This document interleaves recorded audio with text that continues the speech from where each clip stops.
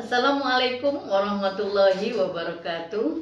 Saya Khadijah Makarim. Topik kita kali ini tentang psikologi belajar. Saya sampaikan topik ini ingin membantu teman-teman mahasiswa atau pelajar untuk mempelajari bagaimana psikologi di dalam belajar. Atau mungkin juga teman-teman yang menjadi guru pemula ya untuk mempelajari bagaimana psikologi belajar. Nah, kalau kita lihat dari dua kata tadi, ada psikologi, ada belajar, berarti ada ilmu tentang kejiwaannya. Kemudian yang kedua adalah proses belajar itu sendiri ya.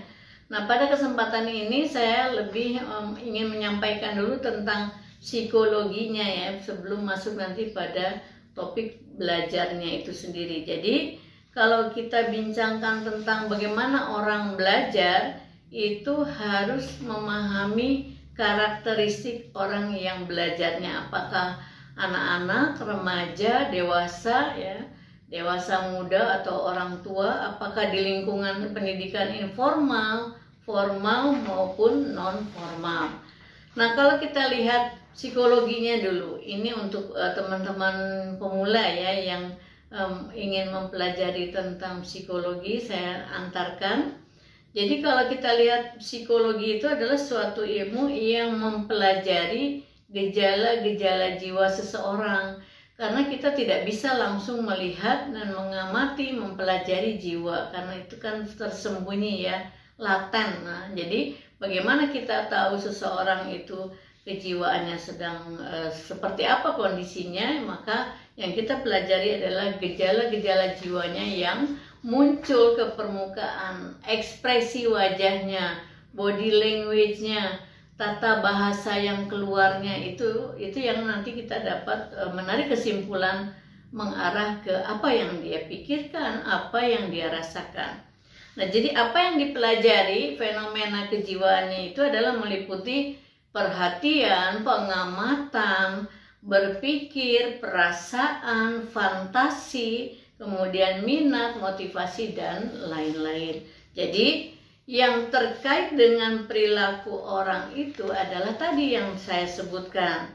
Sehingga kalau kita lihat, psikologi itu mempelajari ya, ilmu yang mempelajari fenomena atau gejala-gejala jiwa seseorang yang diekspresikan melalui perilakunya. Jadi itu yang kita amati adalah perilakunya. Karena apa? Itu yang nampak, yang bisa kita perhatikan dan kita bisa tarik kesimpulan apa yang dia rasakan. Jadi orang itu akan berperilaku sesuai dengan apa yang dipikirkannya, apa yang dirasakannya gitu ya. Jadi arahnya ke situ.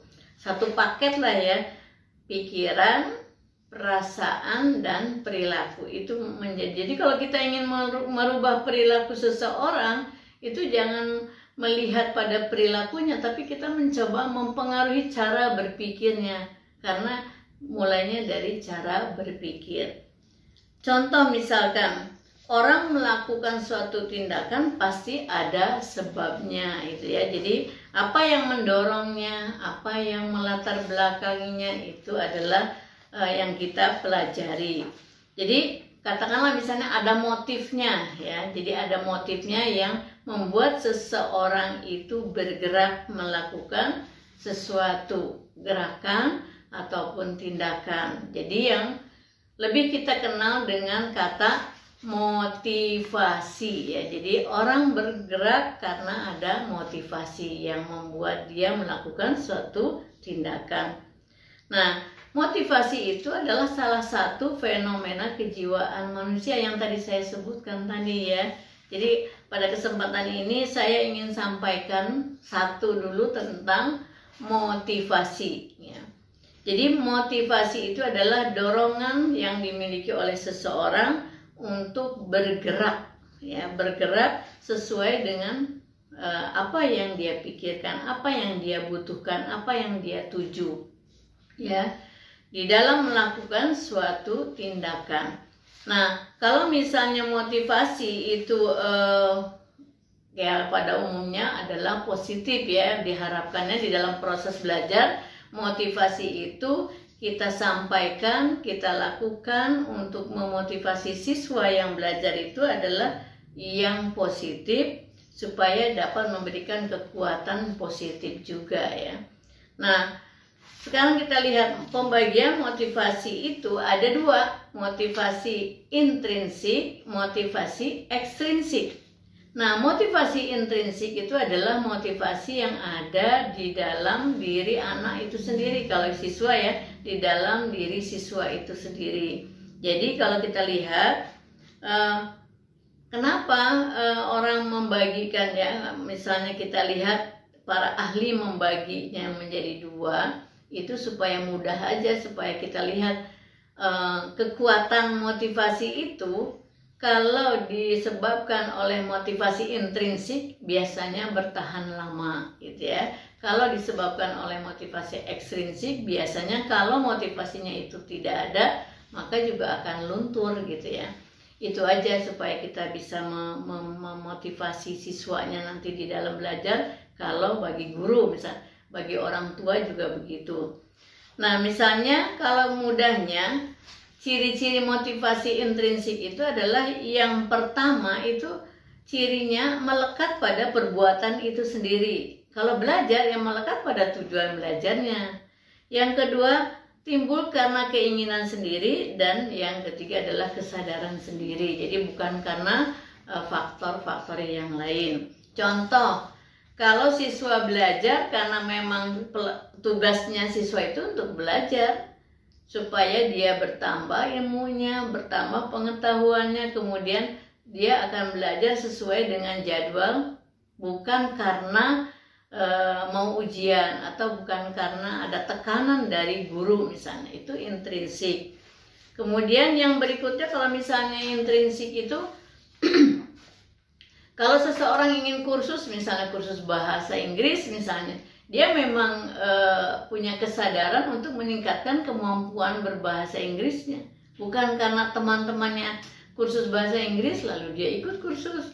Atau bukan karena misalnya, saya ingin kursus bahasa Inggris supaya nanti mudah kalau melamar pekerjaan misalnya. Itu berarti ada dorongan dari luar ya. Kemudian kalau misalnya beramal misalnya, memang ikhlas beramal melakukannya bukan karena dipaksa oleh orang lain ataupun karena ingin dapat pujian misalnya. Nah, teman-teman sekalian, contoh yang berikutnya sekarang adalah motivasi ekstrinsik ya, yang disebabkan oleh dari luar diri kita gitu ya. Nah, bagaimana caranya orang memotivasi? Ini kan tujuannya adalah bagi orang tua, guru, ataupun pendidik masyarakat memotivasi orang yang akan belajar. Nah, bagaimana kalau misalnya kelompok belajarnya itu motivasinya rendah gitu ya? Lalu kita akan memotivasi dia, maka kita bisa menggunakan yang pertama adalah mendorong, memberikan dorongan. Yang kedua, kita bisa menarik, jadi menjelaskan tujuan dari suatu perbuatan, artinya menarik perhatian dia, menarik semangat dia untuk melakukan suatu perbuatan, tarik ya. Kemudian yang ketiga adalah melibatkan siswanya dalam kegiatan tersebut, partisipasi siswanya dimunculkan ya. Kalau misalnya ada suatu proses misalnya ada kegiatan di sekolah, anak itu, siswa itu dilibatkan sebagai panitia ataupun sebagai pelaku dan sebagainya. Jadi semangat ya, tingkat partisipasinya dimunculkan. Dan yang keempat adalah diberi rangsangan, jadi stimulusnya bagus. Misalnya mungkin dengan janji-janji tertentu, mungkin guru akan memberikan janji kalau melakukan ini nanti akan mendapatkan nilai tambah apa misalnya disampaikan. Jadi kalau kita simpulkan tadi, yang pertama dorong, yang kedua ditarik dengan menyampaikan tujuan-tujuan apa yang harus dia lakukan, kemudian yang ketiga adalah libatkan, yaitu memberikan kesempatan siswa untuk berpartisipasi langsung ya. Kalau yang punya tenaga dengan tenaganya, kalau dengan kemampuan bicara dengan bicaranya, kalau siswa itu punya uang banyak, misalnya dia melibatkan diri memberikan dana untuk kegiatan tersebut dan macam-macam. Jadi jenis-jenis motivasi banyak ya. Jadi kita libatkan siswa atau kita libatkan anak itu dalam kegiatan itu sendiri, sehingga secara tidak langsung dia akan termotivasi. Dan yang keempat adalah stimulus atau rangsang. Jadi kalau kita singkat nih, teknik memotivasinya adalah dotalira ya, supaya gampang: dorong, tarik, libatkan, dan beri rangsang atau stimulus.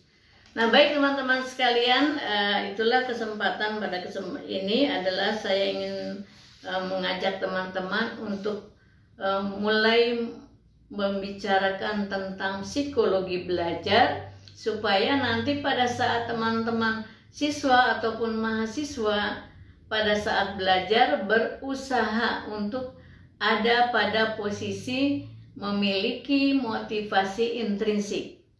Dua-duanya bagus. Kalau sudah punya motivasi intrinsik ya bagus, tapi kalau misalnya awalnya punya motivasinya ekstrinsik, tapi cobalah itu jangan berlama-lama di motivasi ekstrinsik, tapi ubahlah sedikit demi sedikit untuk masuk ke wilayah motivasi intrinsik. Misalnya pada saat mengerjakan tugas sekolah atau tugas kuliah, awalnya karena dituntut oleh dosen, dituntut oleh guru, karena sebagai tugas harus diselesaikan. Ya nggak apa-apa, tapi cobalah sambil mengerjakan tugas, sambil menyelami apa sih maknanya dengan mempelajari sesuatu ini, apa manfaat yang bisa diperoleh dengan belajar yang tadi dipaksa karena tugas. Oh, ternyata kita mendapatkan apa, misalnya cari manfaat-manfaat itu supaya beralih pada wilayah motivasi intrinsik ya. Jadi seperti itu. Begitu juga kalau yang mau belajar melalui kursus bahasa ataupun kursus keterampilan apapun, awalnya mungkin karena dipengaruhi teman atau dipaksa oleh orang tua, ya nggak apa-apa, belajar aja. Tapi jangan lama-lama di motivasi ekstrinsik. Pelajari apa makna atau manfaat dari mempelajari materi itu, mencintai materi itu, sehingga kita senang melakukannya dan mendapatkan penambahan ilmu pengetahuan ya. Sehingga nanti kalau begitu memang ada tujuan yang bagus gitu. Kenapa saya dipaksa harus belajar ini oleh orang tua misalnya.